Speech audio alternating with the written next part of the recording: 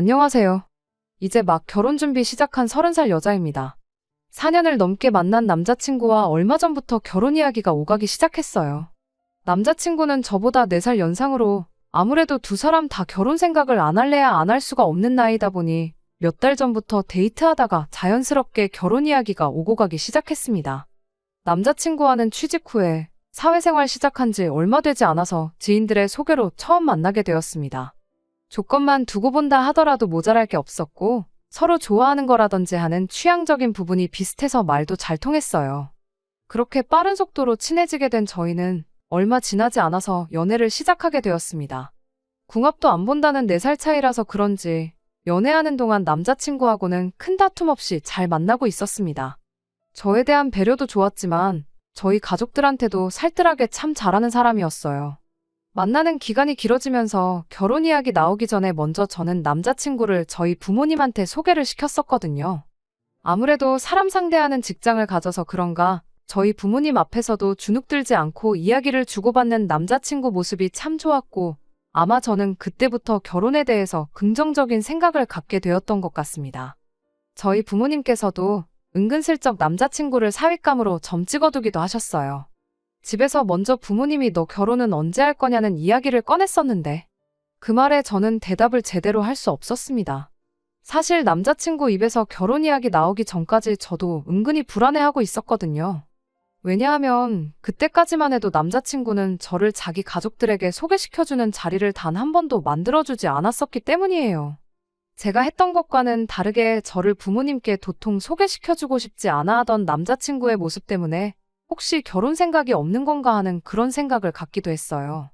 그래서 그랬나 남자친구 입에서 우리도 슬슬 결혼을 생각할 나이가 아니겠냐는 말이 나왔을 땐 그게 비록 포만 나는 프로포즈였을지라도 세상 누구보다 기쁘고 행복했던 저였습니다. 남자친구한테 그동안 왜 가족들한테 저를 소개시키지 않은 거냐 물었더니 저 불편할까봐 일부러 배려해준 거라고 하더라고요. 그때는 그냥 그러려니 했어요. 그런데 이제 결혼을 본격적으로 준비하면서 처음으로 남자친구의 가족들을 만나게 되었는데 참 여러 가지 생각이 들어서 고민하다 이렇게 결국 사연까지 적어보내게 되었습니다. 4년이나 만났지만 결혼 앞두고 첫인사를 드리러 갔던 그날에 남자친구의 가족관계에 대해서 처음 알게 되었어요. 남자친구 밑으로 제 또래의 여동생이 한 명 있다는 사실은 이미 알고 있었지만 아버님이 돌아가시고 안 계시다는 사실은 그때서야 처음 알았네요. 자리에는 여동생은 안 나왔고 어머님만 혼자 나오셨어요. 한 번에 인사를 다 했으면 저야 좋았겠지만 뭐 서두를 필요 없다고 생각했습니다. 이제서야 겨우 처음 인사드리는 단계인데 지금 하건 나중에 하건 무슨 상관이겠나 싶었어요. 어머님은 시작부터 당신 결혼했을 때 아버님 때문에 힘들었던 이야기를 꺼내셨어요. 가부장적인 아버님 때문에 집에서 발언권도 없었고 자식들이 어느 정도 크고 난 뒤로는 일을 하던지 취미를 가져보던지 하는 개인적인 시간을 갖고 싶으셨는데 그것 또한 아버님의 반대로 아무것도 하지 못했었다고 하더라고요. 이제서야 아버님 돌아가시고 나서 그간 못했던 여가도 즐기고 여행도 다니고 배워보고 싶었던 것도 배우러 다니고 하고 싶은 거 다 하면서 살고 계신다고 하시더라고요.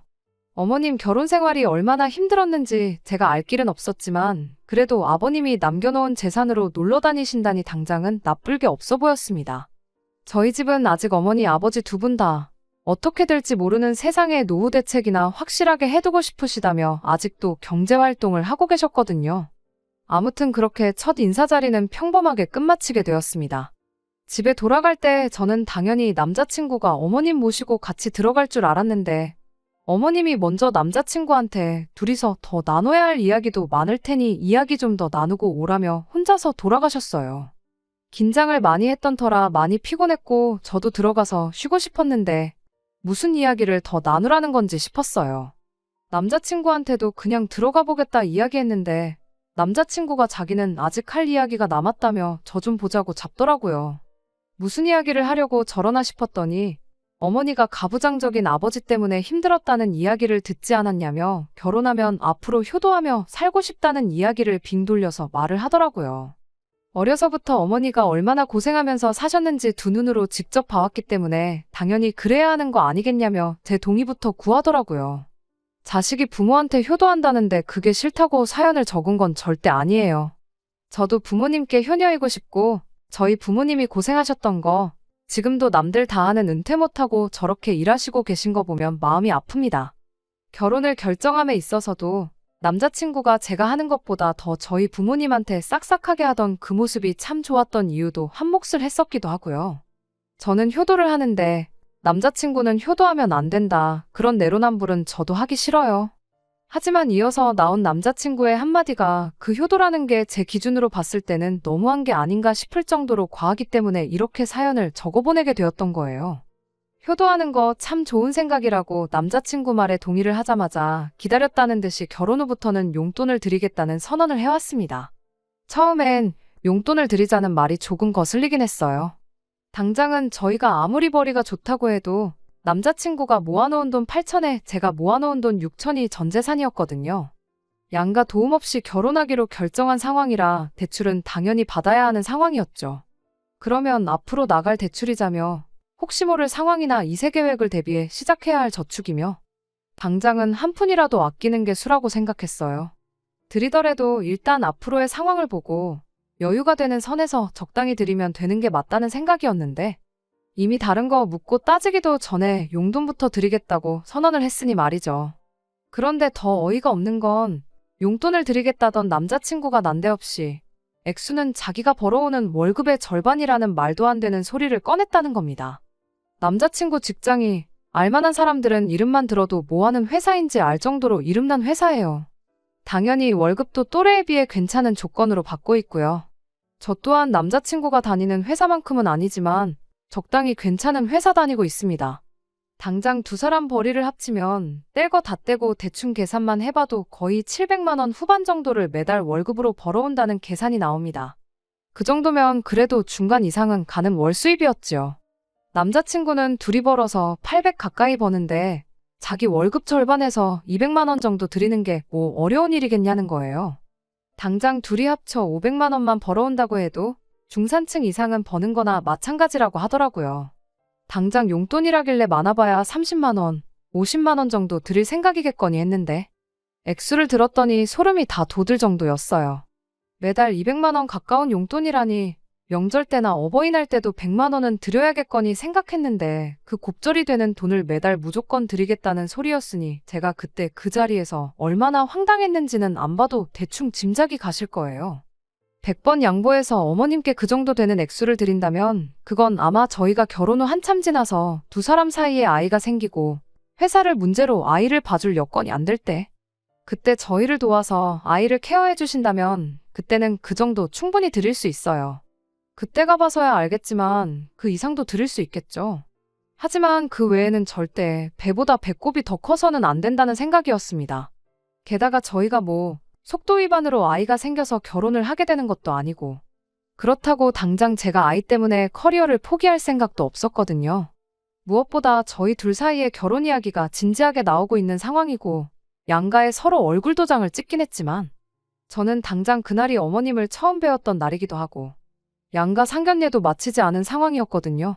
어머님이 집에 가실 때 둘이서 할 이야기가 많지 않겠냐고 한 게 이 이야기부터 마무리 짓고 오라고 일부러 자리를 피해 주신 건가 싶을 정도로 월급의 절반을 어머님 드리겠다는 소리가 가당치도 않은 소리처럼 들렸고 한편으로는 혹시 나를 만나기 전부터 이미 두 사람 사이에 이야기가 끝나 있던 게 아닌가 하는 의심까지 들었어요.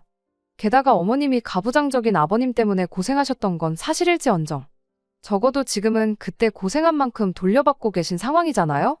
아버님이 돌아가시면서 남겨놓으신 유산으로 아파트도 당신 명의로 가지고 계시고 노후 준비도 어느 정도 되어 있고 가끔씩 소일거리 하면서 돈을 벌고 계신다고는 하지만 여가 즐기고 여행 다니고 배우고 싶은 거 배우러 다니신다는데 저희 부모님이 한 푼이라도 더 모아놓겠다고 버스 정류장 한두 군데 거리는 그냥 걸어서 다니시는 거랑 비교해보면 충분히 노후를 즐기고 계신 거 아니겠냐고. 솔직히 매달 용돈까지 드려야 할 필요는 없어 보인다고 말했어요. 노후도 다 되어 있다 하셨는데 용돈이 어디에 필요하신지 모르겠다 따져 물었더니 남자친구가 대답이라고 하는 말이 더 어이가 없었습니다. 자기가 그 돈을 드리면 지금 간간히 하고 계시는 소일거리도 안 나가셔도 되는 거 아니겠냐는 거죠. 말인즉슨 금전적으로 아무런 걱정 없이 살게 해드리는 게 진짜 효도 아니겠냐고 하더라고요. 그런데 그 말을 듣는 순간 4년 연애해온 세월이고 결혼이고 나발이고 그동안 좋았고 설레던 마음마저 한순간에 달아날 정도로 정이 확 떨어지더라고요. 효도하고 싶은 마음은 10분 이해가 되지만 당장 우리 형편도 생각 안 하고 어머님 금전적인 스트레스 받지 말자고 그 스트레스를 대신 떠안자고 하는 소리나 마찬가지였으니까요. 혹시나 싶어서 남자친구한테 한마디 더 물어봤습니다. 언젠가 우리 결혼하고 나서 어머님과 나 두 사람 사이에 다툼이라든지 고부간의 갈등이라든지 그런 일이 생기거든 누구 편을 들겠냐고 아주 대놓고 물어봤어요. 빈말로라도 저라고 대답해 줄 거라 생각했는데 단 1초의 고민도 없이 당연히 어머니 편을 드는 게 자식된 도리 아니겠냐 하는 거예요. 그러면서 또 저를 동시에 나무라기를 너는 며느리가 될 사람이 벌써부터 시어머니랑 싸우고 의견 다툼 할 생각을 하는 걸로 모자라 거기에 아들인 나까지 끌어들여서 모자간의 갈등까지 유발시킬 셈이냐고 하더라고요. 며느리라면 어떻게든 시어머니 마음에 들어서 이쁨 받을 생각부터 하는 게 당연한 거 아니겠냐면서 말이죠. 어머니가 앞으로 살아봐야 얼마나 더 살아계시겠냐. 만에 하나 억울하고 부당한 대우를 받는다고 한들 너 혼자만 참고 넘어가면 모두가 좋게 끝날 일이라는 거예요. 어머님 또한 평생을 가부장적인 아버님 때문에 참고 살아오셨으니 응당 저도 똑같이 그래야 한다는 거였죠. 월급의 절반도 절반이지만 앞으로 무조건 참고 살아야 한다. 어머님 돌아가실 때까지는 며느리인 제가 참고 살아야 하는 게 바로 며느리 도리라고 하는데 이런 사람하고 평생을 약속하는 게 맞나 싶은 생각이 들기 시작했어요. 여태 몇 날 며칠 혼자 고민하다가 답도 안 나오는데 이럴 바에 여러 사람들이 제 사연 한번 들어주시고 저한테 객관적인 시선으로 해주시는 조언 한마디 듣는 게 훨씬 도움이 될 것만 같아서 제 얼굴에 침 뱉기인 거 알지만 이렇게 사연을 적어서 보내게 되었습니다. 월급의 절반을 들이대 시댁과 거리를 두고 살자고 해야 하는 건지 제가 생각하는 것보다 좋은 방법이 있을 것 같아서요. 동생한테 조언해준다 생각하고 허심탄회하게 조언 한마디 해주시면 참 감사하겠습니다. 안녕하세요. 한 달 만에 이렇게 후기와 함께 찾아뵙게 되었습니다. 사실 후기가 조금 늦은 감이 있어요. 벌써 3주나 지났거든요. 이렇게 뒷이야기 궁금해주시는 분들이 계실 줄은 예상 못한 저희 잘못입니다. 여러분들께서 보내주신 의견 덕분에 이렇게 저는 좋은 선택을 할 수 있었어요. 사연 보내고 나서 저희 어머니께도 이 상황에 대해서 말씀을 드렸었어요.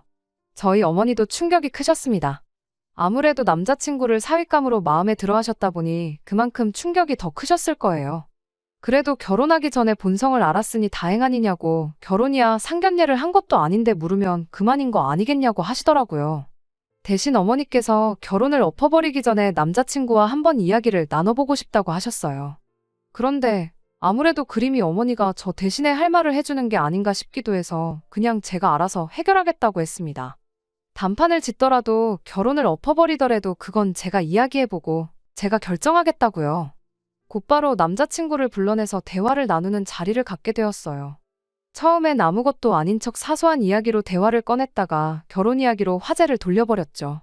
혹시나 싶어 남자친구에게 한 번 더 확인을 했습니다. 월급의 절반을 주겠다는 그 마음 아직도 여전하냐고요. 남자친구는 살짝 짜증난다는 표정을 지으며 이미 끝난 이야기를 왜 또 꺼내고 있냐며 살짝 성질을 부리더라고요. 그날은 오빠 혼자 시작해서 혼자 끝냈던 이야기 아니냐. 이젠 내 차례니까 그렇게 알고 있으라 말하고 제 이야기를 시작했습니다. 남자친구처럼 구구절절히 밑밥 깔아가며 설명할 생각도 없이 곧바로 단도직입적으로 말했어요. 나도 똑같이 결혼 후에는 우리 부모님한테 월급의 절반을 드려겠다고요.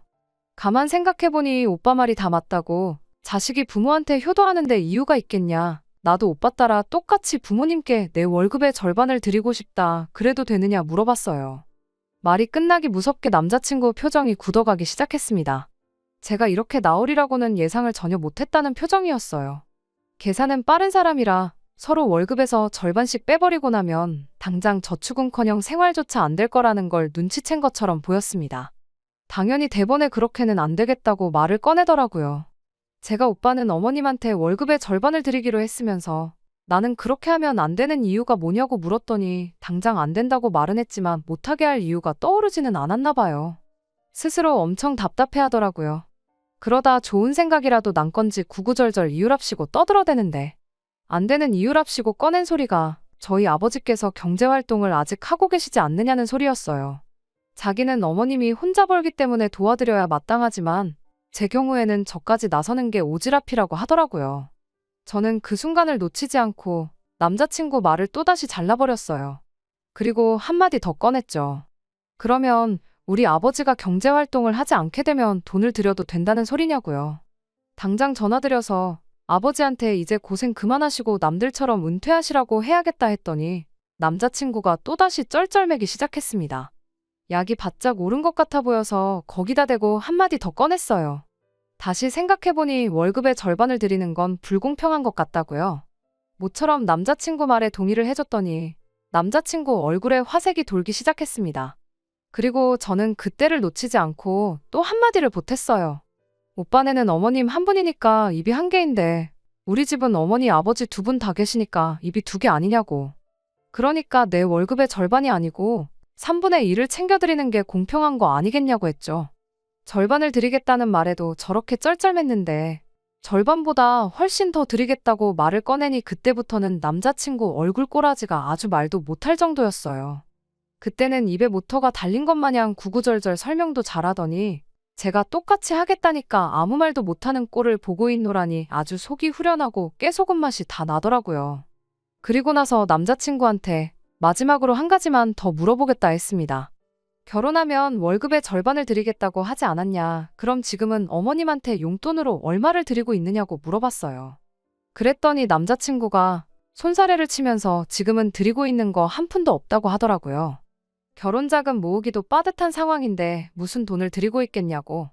지금은 아무것도 드리는 게 없으니까 그 부분에 대해선 걱정하지 말라고 쩔쩔매기 시작했습니다. 그리고 저는 계획했던 대로 그 대답을 듣자마자 결혼은 없던 일로 하자고 파혼 선언을 해버렸어요. 제 입에서 결혼은 없던 일로 하자는 이야기가 나왔을 때 두 눈이 휘둥그레진 남자친구 표정이 아주 볼만했습니다. 사실은 남자친구가 그동안 쭉 어머님께 월급의 절반을 드리고 있던 상황이었다면 아마 파혼까지 결정하지는 않았을 거예요. 다만 용돈 액수가 조금 과한 것 같다. 나도 월급의 절반을 드리겠다는 건 홧김에 했던 말이고 드리는 용돈 액수에 대해서는 조정을 한번 해보자고. 조금 더 이성적으로 접근을 했었을 겁니다. 그런데 결혼 전에는 땡전 한 푼 드린 적 없던 사람이 결혼하고 나서 그제서야 어머님한테 월급의 절반을 드리겠다고 하는데 누가 그런 사람하고 결혼을 하겠어요? 말이 효도지. 제 귀에는 그냥 자기 월급만 가지고 어머님까지 챙기기엔 부족하지만 결혼하면 벌이가 늘어나니 가능하다고 하는 소리나 마찬가지잖아요. 내 돈으로 생활을 하거나 내 돈으로 효도를 하겠다는 거나 마찬가지인데 뭐 더 길게 따질 것도 없겠다는 생각이 퍼뜩 들었어요. 오빠같이 겉과 속이 다른 사람하고는 결혼하기 싫다. 결혼하고부터 효자 노릇 할 생각하지 말고 내가 결혼 포기할 테니 결혼 전부터 효자 노릇 하라고 한마디 해줬습니다. 남자친구는 제가 생각하는 그런 게 아니라며 사실은 자기가 결혼 전부터 어머님께 월급의 절반을 드리고 있었다고 하더라고요. 안 드렸다고 대답한 이유는 그렇게 대답했을 때 괜히 제가 똑같이 결혼 자금으로 모아놓은 돈의 절반을 부모님께 드려야겠다고 나올까봐 싶어 반대로 대답한 거라고 해명을 하더라고요. 결혼 전부터 돈을 드렸다면 한 달에 200만 원도 안 되는 돈으로 생활을 했다는 소린데 그 돈으로 자동차까지 끌고 다니면서 자취비에 학자금 대출도 갚고 혼자 생활비 하면서 나랑 데이트까지 했던 거 아니냐고. 대충 계산해봐도 한 달에 50만 원도 저금을 못했을 텐데 그럼 결혼자금 8천만 원은 어떻게 모은 거냐고 물었어요. 이젠 하다못해 거짓말까지 해대는 사람을 어딜 보고 뭘 믿고 결혼 상대로 생각하겠느냐고. 그냥 이대로 끝내버리는 게 나한테는 더 좋은 선택이라는 확신이 든다고. 그냥 이번 기회에 끝내자고 속 시원하게 파혼 선언 해버렸습니다. 어차피 때려칠 인연이고 만나온 4년 시간이 무색하게 좋은 추억 하나 안 남게 생겼지만 마지막 모습더는 비굴하게 굴지 말고 받아들이라고 했어요. 그리고 이건 그동안 만났던 정 때문에 해주는 충고라 말하고 마지막 한마디 해줬습니다. 굳이 내가 아니더라도 아마 평생을 두고 찾아 헤매도 어머님한테 월급 절반을 가져다 바치면서까지 오빠랑 결혼하겠다고 드는 사람은 세상 어디를 찾아봐도 없을 거라고요. 그러니까 일찌감치 그런 사람 찾는 건 포기하고 지금부터 월급의 절반을 어머님께 드려서 진정한 효자로 거듭나던가 아니면 어머님께 돈 드리는 거 포기하고 앞으로 당신하고 결혼해줄 상대방을 한번 찾아보던가 하라고요. 아, 그러고 보니 어머님 앞으로 살아봐야 얼마나 더 사시겠냐고 말하지 않았냐. 요즘 100세 시대라는 말도 못 들어봤냐고. 아무리 못해도 30년은 잡아야 할 텐데. 30년 동안 남편한테 시어머니 다음 순위 취급받으며 찍소리도 못하고 돈 퍼주는 꼴 보면서 살아야 할 텐데. 요즘 세상에 그 꼴 보면서 살아줄 사람 없을 테니 효자 노릇은 지금부터 하는 게 맞겠다는 진심 어린 조언도 해줬습니다. 그리고 남자친구와는 그날 곧바로 쪽냈습니다. 경황이 없어서 후기를 바로 적지 못했는데 그게 벌써 3주나 지난 일이고요.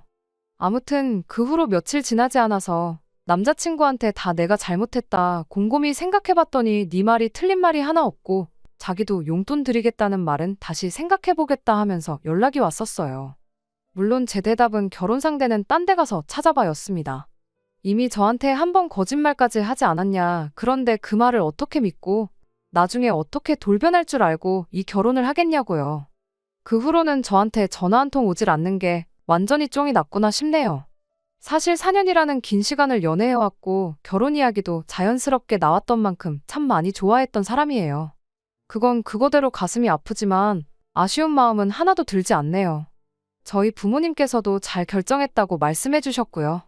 제 사연을 읽고 달렸던 댓글 중에 몇 가지 말이 기억에 남네요. 남자들은 결혼하고 나면 효자가 된다는 말, 그리고 남의 집 기둥 뽑아다 결혼하는 거 아니라는 그 말들이 말이에요. 남자친구가 저 이후에도 정신 못 차리고 어머님께 월급의 절반 퍼줄 각오로 호구신부감, 만만한 며느리감을 찾으러 다닐런지는 모르겠지만 신경 쓰지는 않으려고 합니다. 적어도 제 시어머니가 될 뻔했던 남자친구 어머니만큼은 평생 당신을 지지해줄 기둥을 지켜내서 기쁘실 테니 말이에요. 끝까지 들어주셔서 감사합니다. 오늘의 사연은 여기까지입니다. 구독과 좋아요, 알람 설정 부탁드리고 더 좋은 사연으로 다시 찾아뵙겠습니다. 감사합니다.